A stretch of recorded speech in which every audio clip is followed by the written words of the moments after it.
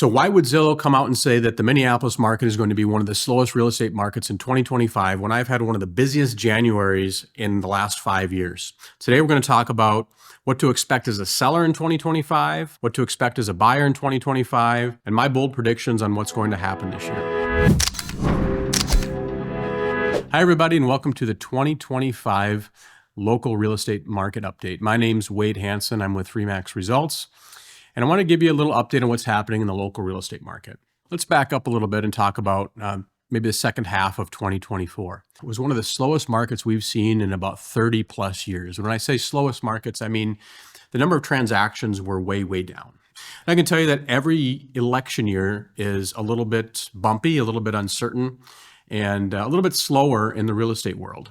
This last election year was probably the bumpiest, most uncertain elections we've seen in a long, long time, and it definitely showed in the real estate world. We saw the fewest number of transactions we've seen in, like I said, 25 to 30 years.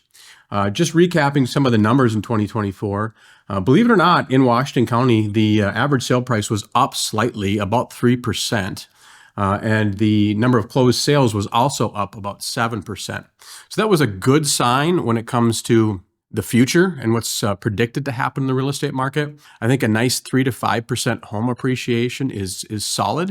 You know, some of those years of 10 to 20% appreciation that we saw was just unsustainable and not something that is really good for the real estate market. So as we've now made the transition into 2025, I'm seeing a lot of excitement, a lot of activity when it comes to the local real estate market. This year, Zillow actually predicted Minneapolis to be one of the top 10 lowest markets with 2025 as far as appreciation goes.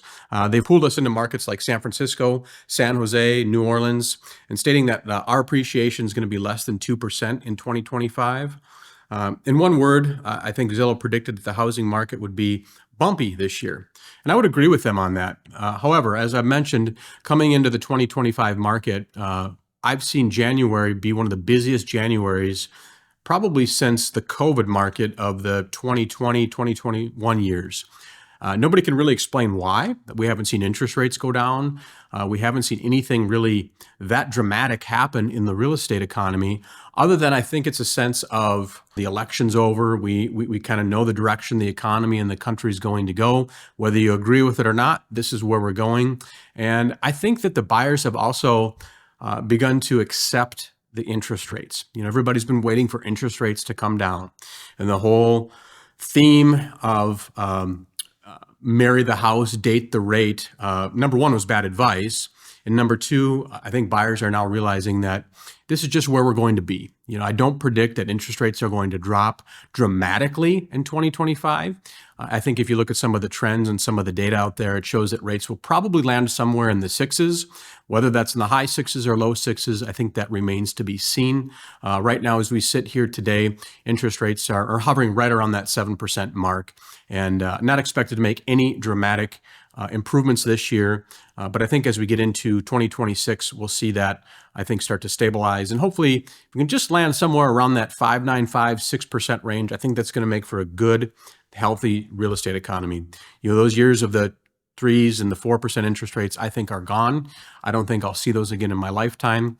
I could be wrong, but I think that was a once-in-a-lifetime interest rate opportunity for a lot of buyers and sellers. If I could take and put one word on the 2025 real estate market, I think it's going to be unpredictable.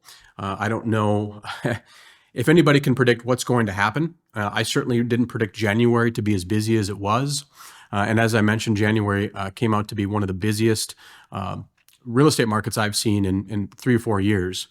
As consumers begin to get back into the buying and selling motions and get back into being comfortable with making large decisions, now that we kind of know the direction that we feel the overall economy is going to go, I think that there's going to be some opportunities in 2025. And what I say by that is we're going to see peaks and valleys, and it's going to be nearly impossible, I think, to time the market this year. Nobody predicted January was going to be as busy as it was. However, I think that if you're a seller this year, I think getting ahead of the market, getting your home on the market as soon as possible. Don't worry about the old spring market, we have to have green grass in order for our home to show well. It really comes down to supply and demand. And right now, in the month of February, supply is very, very low in most price points, and demand is very, very high for whatever reason. I think if you can get ahead of that, what's going to happen is about March, the media is going to come out and start reporting on how great the January and February real estate market was. And once the media comes out and says it's a great time to sell again, I think a lot of the sellers that are sitting on the sidelines are going to come forward and put their homes on the market, creating more housing inventory. Once you have more inventory, you'll have a greater supply. And although demand will be high, even if there's 3 or 4 homes on the market in your particular neighborhood, it's going to give buyers options. And when buyers have more options, you're less likely to be in control of the process. Right now, a lot of my sellers are seeing multiple offers again. They're seeing opportunities to control closing dates, get delayed possessions. They're seeing inspections get waived. So there's a lot of opportunities that sellers are having in this current real estate climate that we have in the February of 2025. Locally, just to give you some data points to talk about when it comes to the local market, sellers are getting about 99% of list price, and this is overall in what I'll call Washington County right now. So they're getting about 99% of list price.